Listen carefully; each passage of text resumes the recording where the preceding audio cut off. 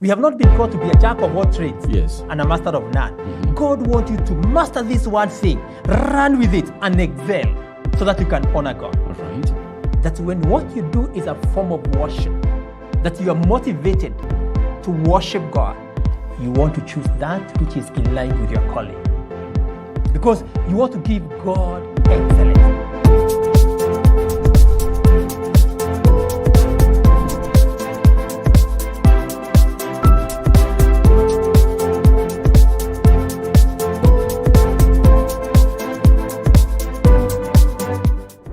We are having an amazing conversation, talk about career choices.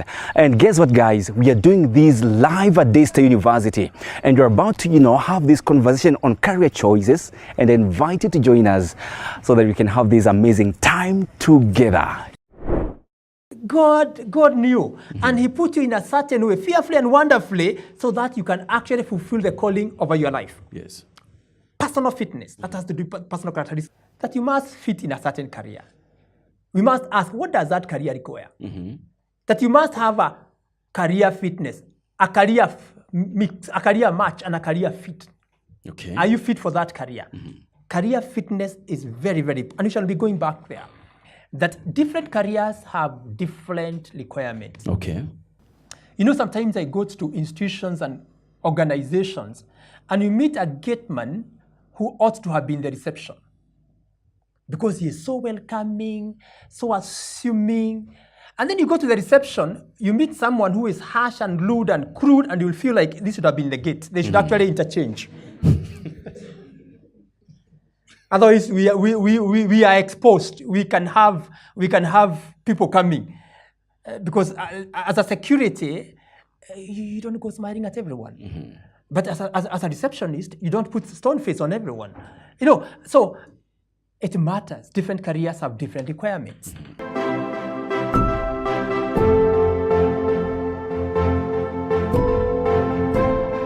Myself, I had a lot of trouble deciding and settling for nursing because I initially wanted to settle for many other careers, including psychology, mass communication, but none of them really sat in my heart as the career that I wanted to do, and it really became a quagmire in my life.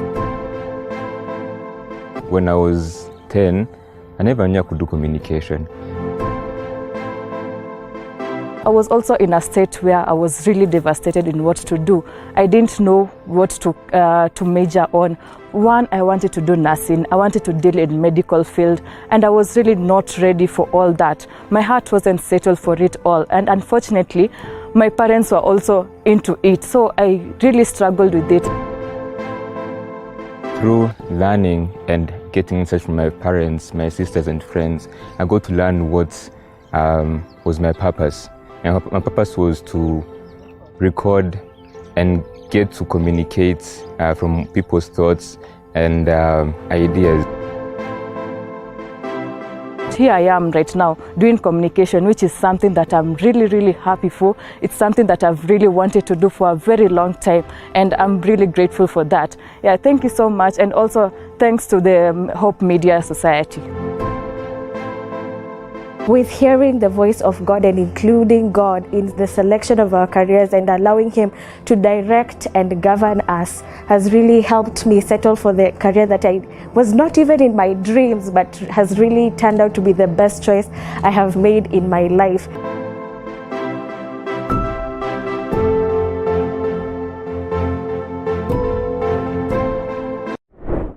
I remember when I was in this university, there's something they called SOEA. I don't know whether it is still there, Star of Excellence Awards.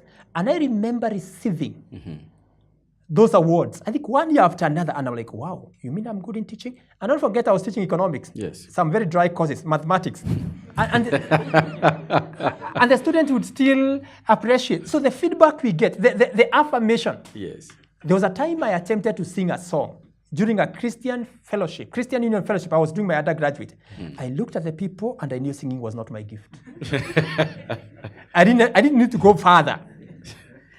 There are things you can do in life when people are enjoying you instead of celebrating you. Yes. If you find people are just enjoying you, tolerating you, no, No, that's an indicator. So don't ignore people. The feedback we get from people, and especially sincere feedback. Yes. And then there is the issue of past experiences, the 6P.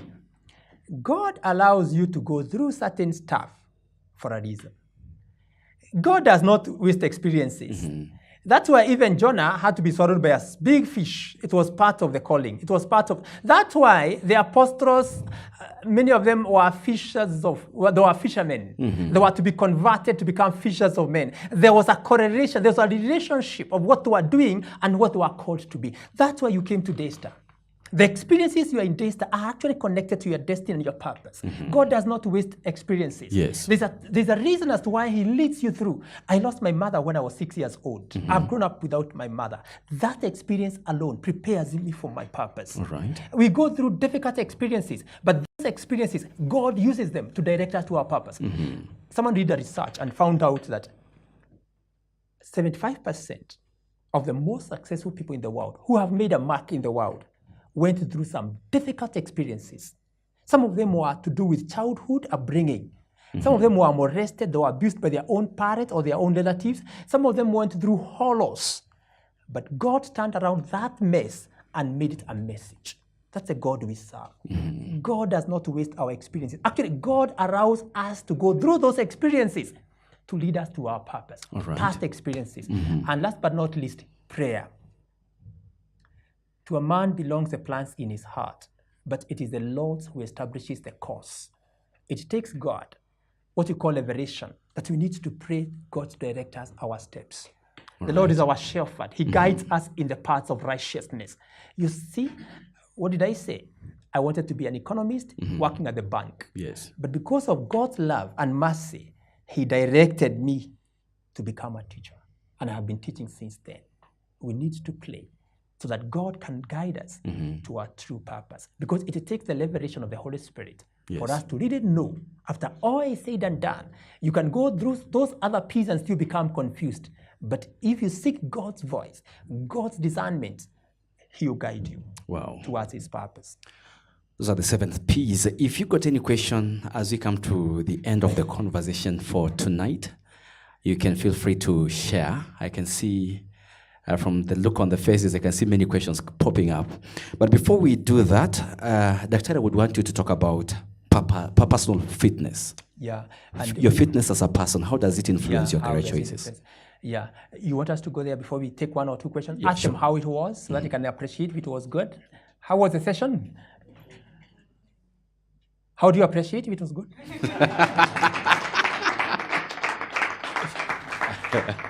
We did them. Okay, fine. Yeah, so we can just Any talk, question? Before we arrive at the questions, I want us to talk about the personal that's fitness. very good. Yeah.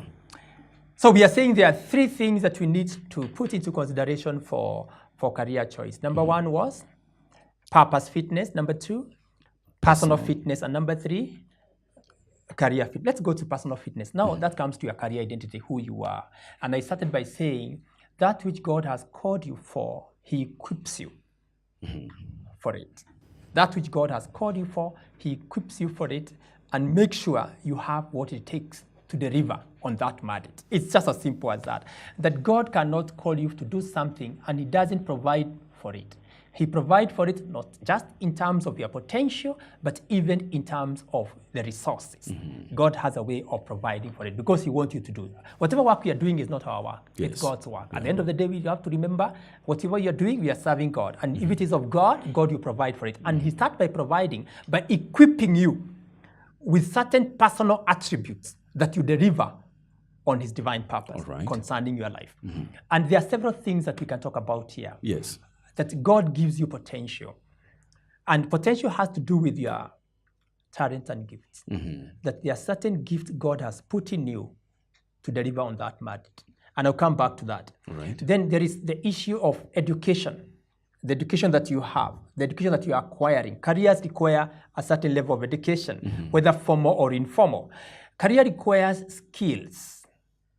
That you need some certain skills. You need to develop certain skills. You have the potential, you need to develop the skills. Careers also requires, personal fitness also comprises of your temperament. and I'll talk about that later on, that God has given each and every one of us by birth. We have what you call inborn temperament. Some of us are so talkative. That has to do with our purpose. Some of us are very reserved.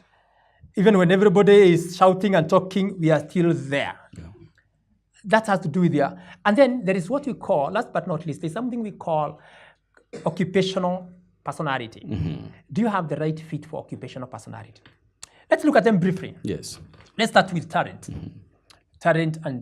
Talent and gifts are often used interchangeably. They may mean one or the same thing, talent and gifts. And what do I mean by gift or talent? It is what your natural ability, your special natural ability that arouses you or that makes you or helps you to do something well. For example, some of us, it's like we are born talking. We don't struggle to talk. We just talk naturally. We just open our mouths and words start coming. Okay? Yes. Others have a gift of music. Give them many lines. Once they open their mouths, everybody wants to hear more and more. Whereas some of us, if we start opening, we are making some, I don't know what noises to the Lord. Joyful noises. Yeah. So that special natural ability that enables you to do something well is what you call a talent. All right. How do you know that this is your talent? Because sometimes we confuse. How would I know? You know, I asked many people, what's your talent? I'm not sure. How do you know that this is your talent? Number one, it's a strength. You know, we have strengths and weaknesses. Yes. You don't struggle. You have anointing for it. Like me, I don't struggle talking. Since I was a child, yes, I used to address even crowds of people. And people say, this guy will be a talker. I don't, just give me a crowd. Just give me, but the others, it's not a strength. There is a work with computers and tools and machines where you don't have to talk much. That's their space. Their strength is in a different way. Yes. Like now, broadcasters like you, the way I listen to you, very good voice. You don't struggle to talk. The strength is number one. Number two, related to strength is performance. When you are put in the field to practice that sport, are you struggling? You know, there are some of us who try to play football. Yes. We struggled. We wanted to be in the school team. We struggled. Sometimes we even borrow control. Yes. Kicking the ball in the opposite direction. And someone would, where is your goal? Which goal are you? If you don't struggle, if performance, when you practice singing, you only require some few lessons and you're like, wow, here it goes. Performance is very key. All right. Thirdly, how do you know your talent? We have said strength, performance, appraisal from people. If every time students are appraising me after the end of the semester, yes, one generation of students after another are giving me a negative feedback, I should advise myself. I don't even need to be advised. Yes. Every time I'm getting negative feedback, appraisal, not just at the university, even when I was in primary school, I tried to be this, or secondary school, I didn't excel. Affirmation is very, very important. Okay. The feedback we get, even for those of us who are working, what feedback do you get, especially when you occupy certain positions? If I'm a preacher and whenever I'm preaching, I can see half of the church is dozing. I can't say they are meditating on the word. That tells me something. I should actually advise myself. Yes. Even every time I go to class, I can see different classes, different generations. I taught X, I taught Z, I taught millennial. And every time I take this class, half of the class start dozing halfway. I should advise myself. Yes. Appraisal is very, very important. Fourthly or fifthly, we have tests, gift tests today. We have career tests. And maybe I should be giving these people a link where you can actually identify your career. Yes. We have measurement tools today that you can use as a tool to know where you belong. Okay. Yeah. That's about talent. And there's a lot we can talk. Yes. But let's, for now, leave it up to that and maybe talk about other things that have to do with personal fitness. And one that is very, very crucial is temperament. Yes. Temperament are inborn. Temperament, we have different temperaments, but none is superior to the other. They are complementary, that we all need this temperament. And each temperament has its own strengths and weaknesses. Three critical things about temperament. One, they are inborn. Secondly, they are complementary. Thirdly, And so they are complementary, none is superior or inferior to the other. Yes. And thirdly, each has its own share of weaknesses and strengths. Okay. Temperament is, for example, and we have test for temperament, but I'll summarize by saying one theory classifies temperament into 4 categories. We have people we call sanguine, for example. There are many ways of classifying temperament. Maybe use maybe the commonly used. We have sanguines, melancholy, phlegmatics, and choleric. Let me start with sanguine. Very lively people, outgoing, talkative. They make very good salespeople. They are always smiling, even when they are lying. They can almost sell oxygen to you. Even when you have disappointed them, they will still smile at you. That's how God has wired them. Very happy people. Yes. They are called sanguines. Kiberebere. They bring life. They bring life to people. You can tell a sanguine when he walks into the house. Yes. Some careers favor sanguines. The opposite of that is phlegmatics. Quiet, reserved people. They don't show their emotions. You don't even know what they want. Sometimes they are known to be fence-sitters. They are very good in absenting or waiting for everybody to, first of all, vote so that they can see the trend. Okay. When you go to the hotel, you ask them, what do you want? They can't make personal decisions. And the good thing with phlegmatics, they are usually very friendly to everybody. They hardly hurt people. There are some careers that require flex, especially where diplomacy is concerned. Yes. Then we have another one called choleric. These are action-oriented people. Goal-oriented. Kazi lazima ifanywe. They want the deliverables. Have you done it? They don't care whether you are crying or you have just been believed. They are called choleric. And there are careers that fit that kind of a temperament. And last but not least, we have melancholy. Melancholy are detailed people, highly emotional, mood swings, perfectionist, order. There are some careers that fit very well in that. So you need to match your temperament with the right career. All right, that's wonderful. So if you're watching out there, we want to take a very short commercial break.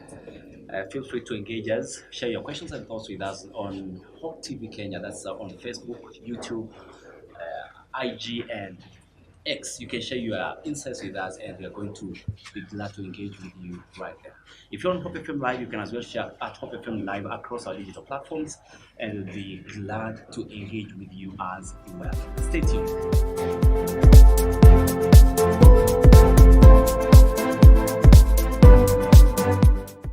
Can someone have more than one career personality? Which one perhaps do you feel that you get more energized in? Perhaps you have the greatest strength. Which one would come first? We are in an era whereby we want to Photoshop and create all sorts of images. And a young man can be tempted to deceive people that you are rich. And therefore, you Photoshop pictures where you are on a plane. What is the role and the place of the environment?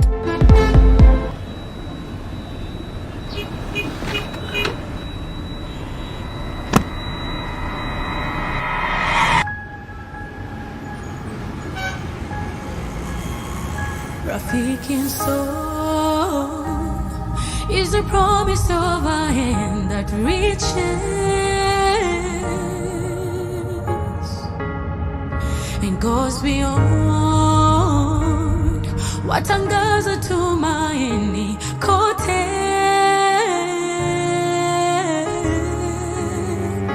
I'm forever grateful. Ninashukuru ukarimu, ukarimu. I'm forever grateful. Ninashukuru ukarimu, ukarimu.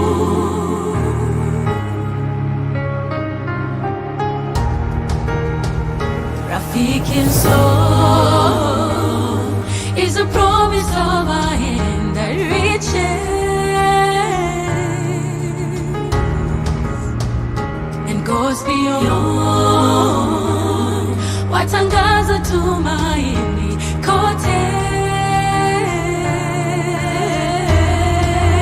I'm forever grateful.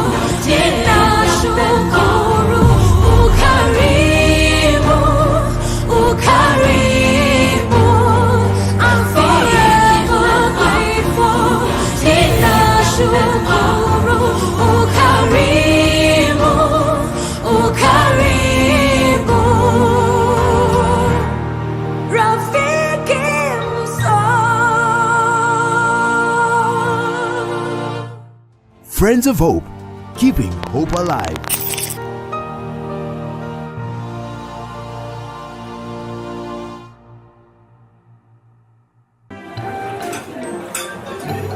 I've actually been trying to find a balance. It's been really tough and hectic, but everyone says once you get a hang of it, it becomes better, and I don't know, but I'm hoping to find a balance soon because it's really been hectic. But you've been in the job industry for a long time, so I think you would know better. Cindy. Huh? What time is it? I need to catch up on Leadership Forum. Did they have a radio here? Never mind. I brought my own. No way. You can't be serious. Wait, why do you have a radio and you can just catch up with the shows on Hope FM podcast? Really? Even which of the what? I mean, you can find them on whatever platform, name it. AfriPods, Google Podcasts, Apple Podcasts, Spotify, you name it. But I'm not subscribed on any of them. So no worries. You can just check out the latest episodes on hopemediakenya.org. You can now listen to select Hope FM programs on your favorite podcast streaming platform or directly on our website www.hopemediakenya.org. Listen and live. Can someone have more than one career personality? Which one perhaps do you feel that you get more energized in? Perhaps you have the greatest strength. Which one would come first? We are in an era whereby we want to Photoshop and create all sorts of images.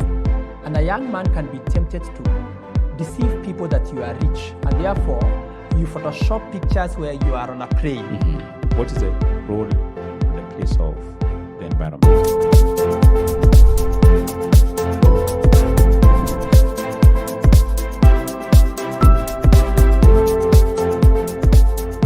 First of all, I have been able to understand my personality, and from the different views that he was giving us today, I have been able to learn that despite me being a melancholic, I can still be able to pursue my DJing career still like any other personality out there. Being an elder brother, I've been able to interact with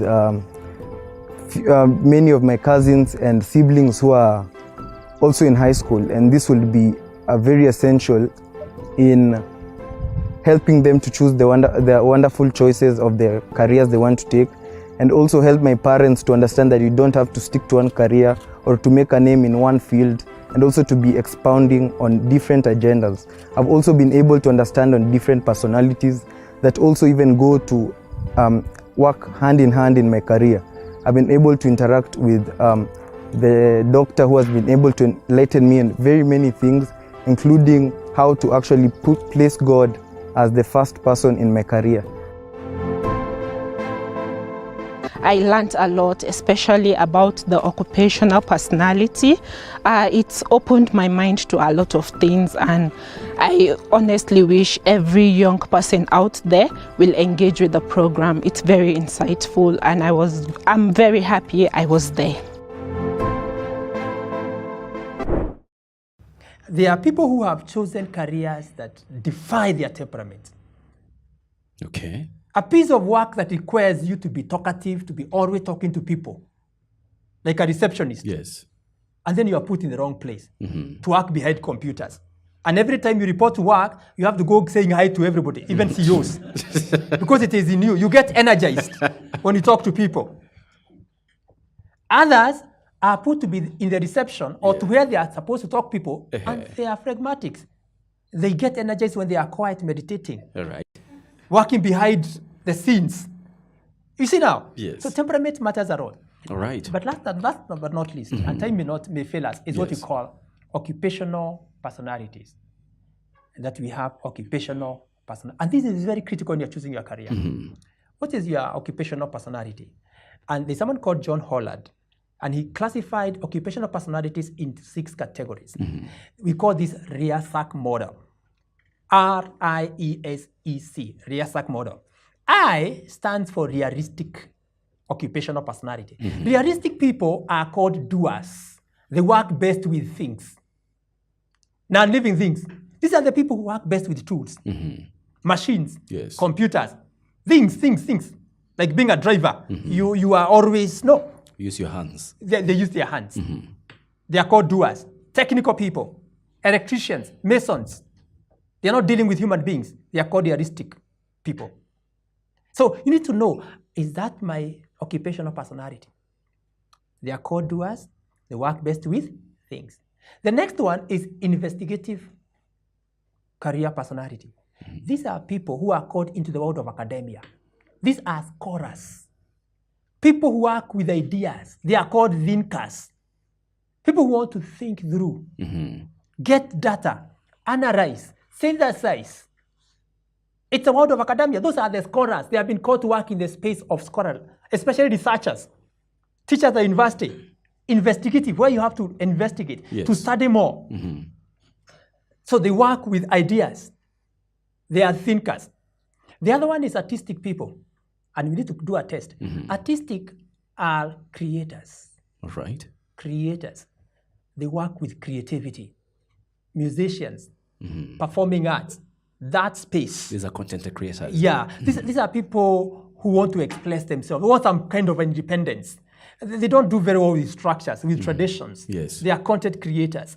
These are the people who work in the space of drama, performing arts generally. All right. Then we have what we call, it's a realistic model, S. S stands for socio-occupational personality. They are people who are called helpers. They work best in a social environment. They get energized when they work with people. Contrary to those people who are working with non-living things, we call realistic people. Okay. Who work with things. These ones work with people. And they want to help. They are called helpers. Like teachers. People who work in the space of where there's a social environment. And they are very good in that. So you need to know, am I a realistic person or a social person? And then we have E. Remember I said realistic model. Yeah. E is enterprising. These are people who are called persuaders. They are task-oriented people. Okay. This, especially in business world, these are the people who sell. These are the people who do business, who persuade people to do, and they are very good in tasks. All right. They see almost everything in terms of money, in terms of business opportunities, enterprising environment, enterprising personality. And lastly, we are talking about the ASEC model. The last one is C for conventional career personality. Conventional are known as organizers. They work with order. Okay. These are highly organized people, structured. They want to work in an environment that the order is very clear, the chain of command, the JD is very good. They want to work in an office. These are administrators. These are project managers. There are some people, their orientation, their personality, their work orientation is to work in an office. All right. Is to work in a conventional environment because they have a conventional personality. Whereas others do very well out in the field, others want to work in an office, in an organized environment. You can imagine the disservice when you take someone who is best in an office, take him out there in the field, collecting data, doing research. Misplacement. It's misalignment. You do disservice. All right. So it's called the Aztec model. And we have a tool, an online tool, where you can just answer a number of questions and it will direct you to your career personality. All right. These are some of the tests I've been conducting with Form 4 leavers. And they map, wow. So what we advise, what are your top 3 scores? Because all these are interacting, they overlap. Like now, enterprising, social, and artistic, there's a way they overlap. Yes. Realistic, and there's a way they overlap. However, I must also add a rider that simply because you like working with tools and things like machines, and you're an engineer, does not mean you cannot occupy another environment. Because an engineer can occupy at least 2 working environments. How? There are those engineers, after they graduate, they just want to work with tools, with things. But there are those engineers, they want to train other engineers. Social environment. Okay, I think, Dr. that's a better place to leave it at. And before we do this, I just want to take a few questions. Maybe if we got a few questions from the audience, you can just have a microphone moving around. If you got a question for Dr. before we wind up the session. Any question? Anything we have said any tonight? thoughts? Yeah. Comments? Compliments? Okay, thank you for Dr. for the chance. So my question is, can someone have one or more career personality? Can someone have more than one career personality? In that an individual has like 3 personalities, because you'll find some people, as much they are artistic, they also have they can also be engaged do other in, things. yeah, as business. So can a person have more than one personality? Yeah. That's a good question, and I want to say, before you go to another question, there are people who are Okay. There are people who are multi-gifted, that you can have a variety of gifts.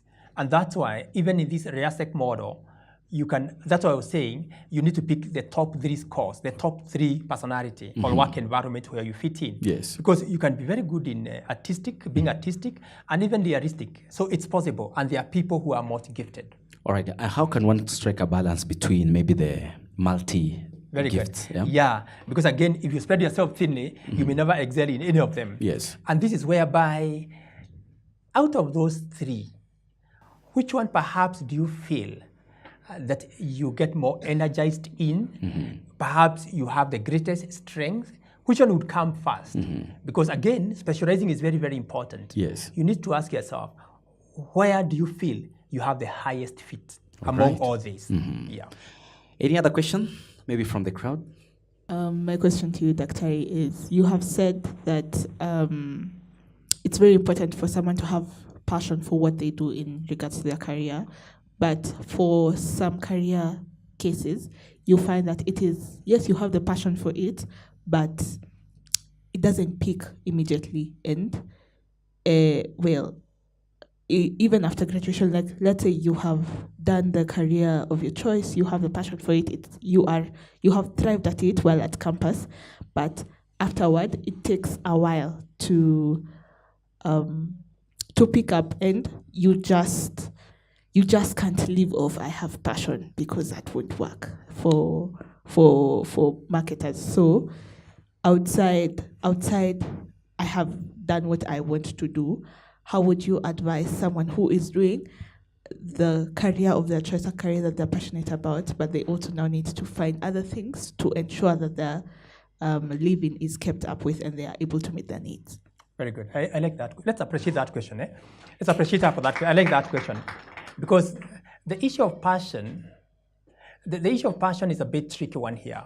You know, passion is about love, isn't it? It's about feeling, and you and I know that feelings come and go. You could be in love with something yesterday, but today you have fallen out of love, so to say, or you have fallen out of passion, and that's very real. I want to start by saying God works with us in seasons. There's a season He wants you to be a shepherd like King David in the wilderness, and gives you maybe passion for that. There's a season that He wants you to be a warrior like King David again. And another time you want to be a musician. So there's a way God works with us in season, and every season He gives us grace for that season. Yes. And God does not confine us in one thing. Some of us may have started as a teacher, then we to administration, management, and the like, even pastorhood. So those are seasons in life.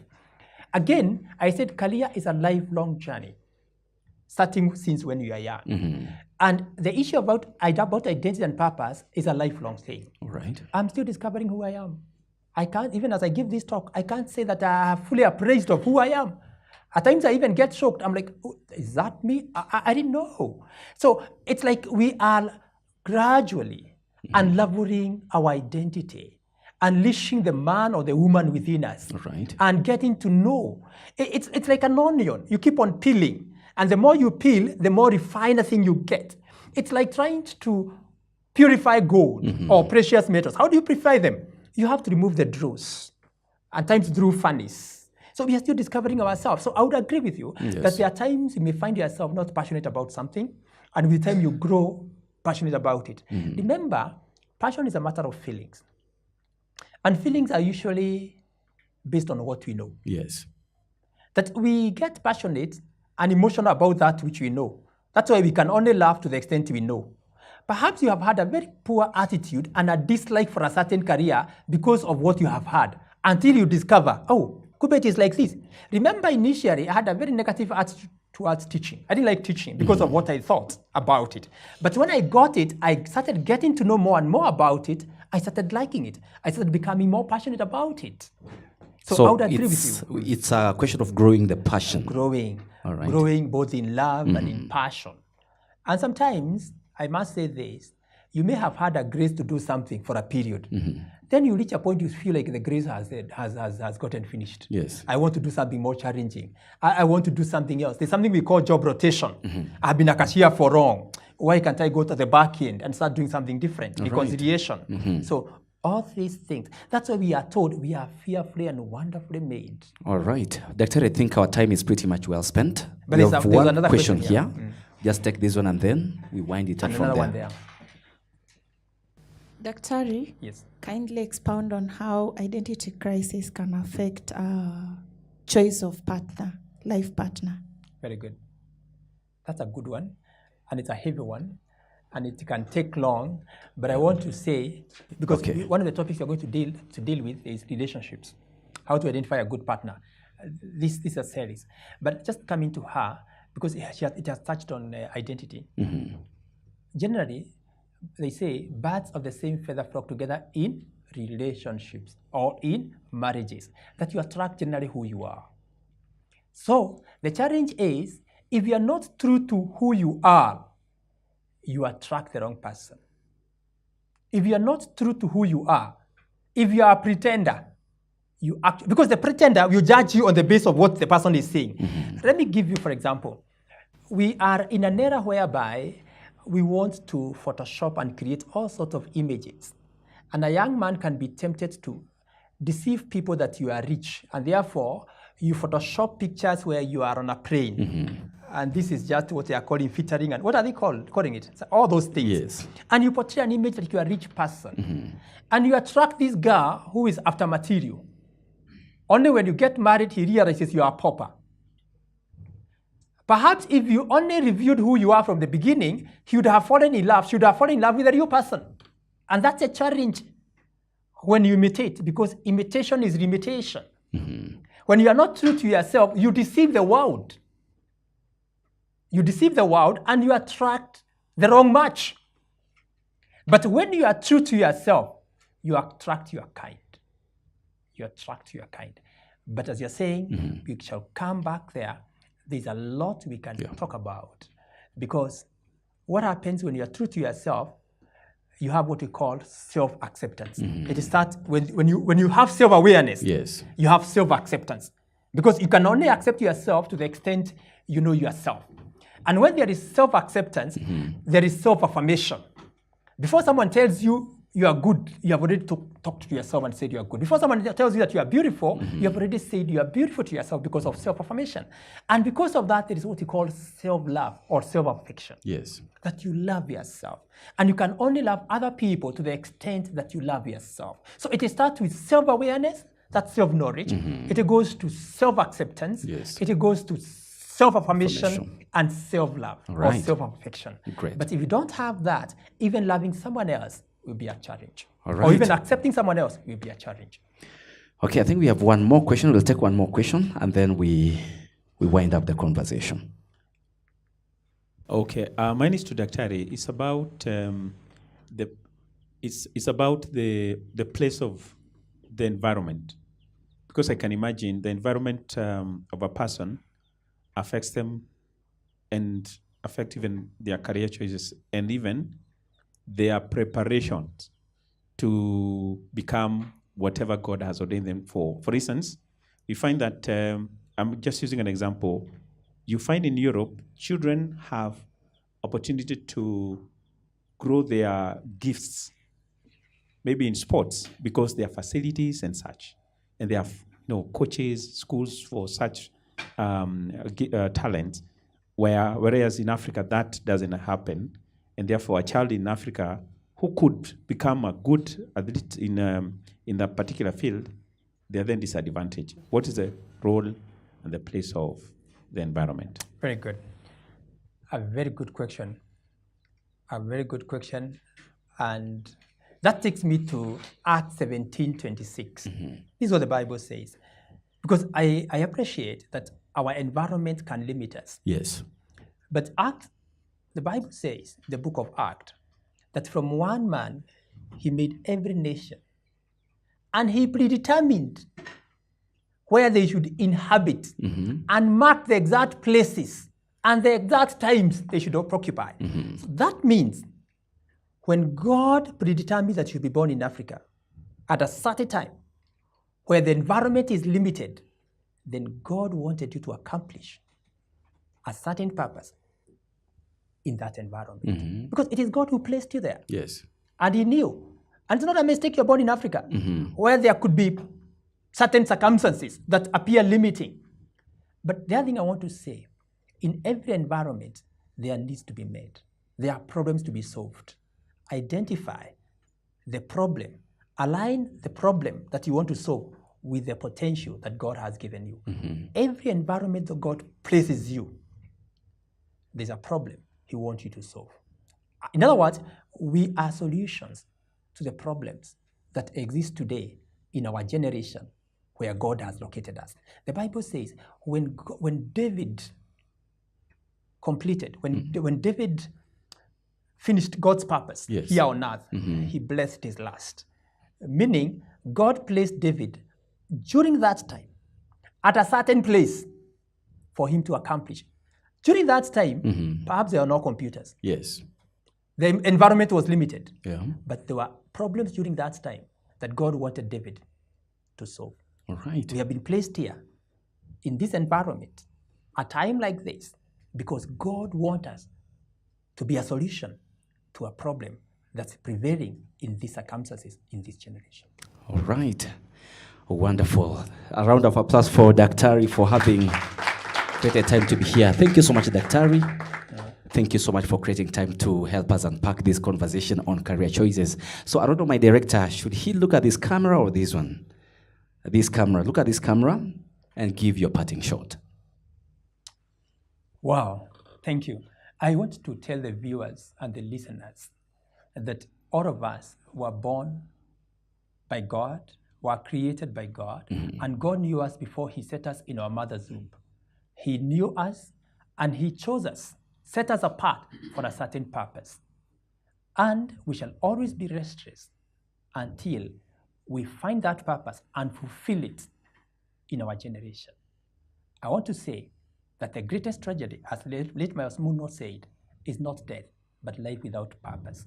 Our fulfillment in life, for us to be fulfilled and live life to the fullest, is by living in accordance with the purpose that God has created us.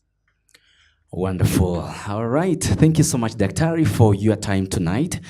And we look forward to having more conversations on our subsequent episodes to have, help us understand much more about, the different phases of life and the things we need to do and prepare ourselves towards the same. If you're viewing us from wherever you are, may God bless you so much. We wish you a wonderful time watching and listening to Hope FM and Hope TV Kenya from wherever you are finding us from. My name is Favored Frank. Once again, thank you so much for joining us. And to Daystar University, thank you so much. May God bless Daystar University.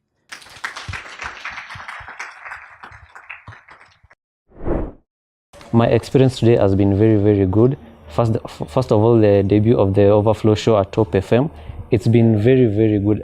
I liked the eloquency of our speaker, Dr. James. Dr. James, you are very, very eloquent.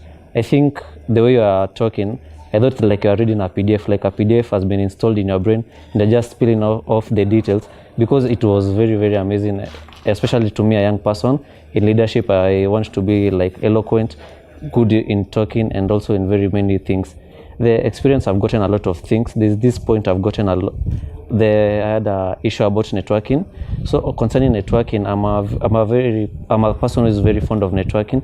I do love networking, and I do feel that I do need to put it in a professional way, in that I can be able to build my brand and my personality based on the professional networks that I'm also building. Also, I got the chance, it was an indirect point that I also got the chance to get, and what I was able to get is, do not despise the platform you have. The platform you have, it may be small, but with that small platform, you can be able to build something good, something of a brand from it. And generally, I got a lot of things in that 2-hour show or more. And it was also good that I got to market my brand also. I'm very grateful for the show today, and I've learned a lot from it. And I want to specifically thank Daktari for setting time to come and talk to us as young people. I've picked one important thing from it, and that is about career choice and identifying your purpose in life and in your career. Challenges come in your careers, and you tend to feel that maybe you are not in the right career. You feel the profession is not what you chose. But again, learn to overlook those challenges and set yourself for the greater purpose, that is achieving what God has planned for your life. So I really learned that, and I've also learned that I should overlook whatever things I faced and see the broader perspective, and that is achieving my purpose in this. So thank you so much for this show. That is the Overflow show, for coming specifically here to Daystar University. We are very grateful, and we hope you'll come next time. I have learned that God is really intentional about our careers, that He really desires for us to include Him in selecting our careers. What I can say is that I've really benefited more from the Overflow show. Daktari was explaining more about career choices. This is something that has been affecting so many students, and I happened to be a victim because I remember after finishing KCSE and I was waiting for the results, and I was wondering which course to do. So that is something that was affecting me, and I know that this is something that has been affecting so many students, but with this program I know that most of the youth are going to benefit from it. I'm a youth na niko na vitu mingi sana nataka nifanye ili ni make it in life. Mimi ni msanii, mimi ni director, mimi ni actor, na sijui nitafanya nini. Unaona? At the end of the day, inafaa nikuwe na kitu moja yenye najua that is where my energy is. And the Overflow show imenipatia the opportunity to understand the real me, to choose what I can do yenye iko the best of me. Na kwa sababu nimesikiza hiyo show, I'm going to choose for myself. Napenda sana. My name is David at Daystar University.